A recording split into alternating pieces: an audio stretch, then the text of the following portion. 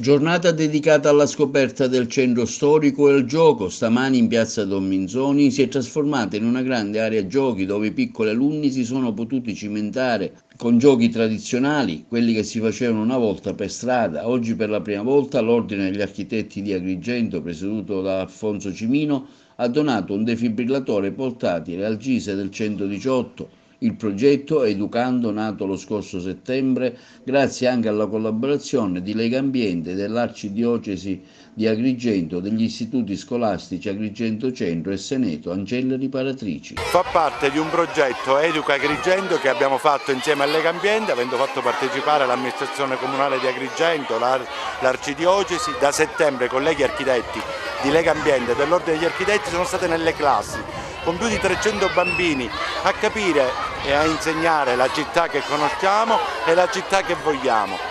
E oggi questo progetto conclusivo con 100 strade per giocare, che ci dà la possibilità di vivere il centro storico, la piazza Don Minzoni, la piazza della Cattedrale, la via Duomo, e come evento conclusivo anche consegneremo, grazie al Consiglio dell'Ordine che in maniera unanime ha voluto offrire un defibrillatore al GISE.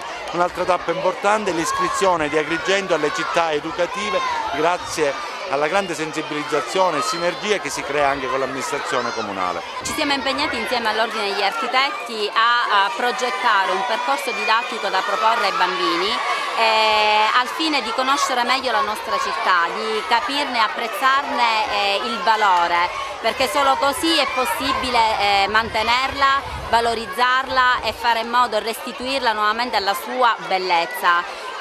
Cambiando le nostre abitudini, cattive abitudini che purtroppo abbiamo modo di osservare ogni giorno, spingerli a cercare la bellezza dell'ordine, la bellezza della pulizia, la bellezza del rispetto di ogni cosa e soprattutto aiutarli nella giornata di oggi. L'obiettivo è quello di restituire la città a loro, bene più prezioso che possiamo avere, affinché si possano muovere liberamente e restituire spazi come le piazze che oggi sono invase dalle macchine, privando anche del giusto, come dire, spazio che possa far brillare uno degli edifici più importanti della nostra città, quali la Cattedrale. È stata una cosa molto nobile da parte dell'Ordine degli Architetti, ovviamente un'iniziativa bellissima perché porta fuori dagli ambienti scolastici i ragazzini e evitano di giocare sempre con i telefonini, no? Perché questo è un momento fondamentale e molto importante anche per la loro crescita. Il contatto con l'ambiente oggi è determinante veramente per i ragazzi.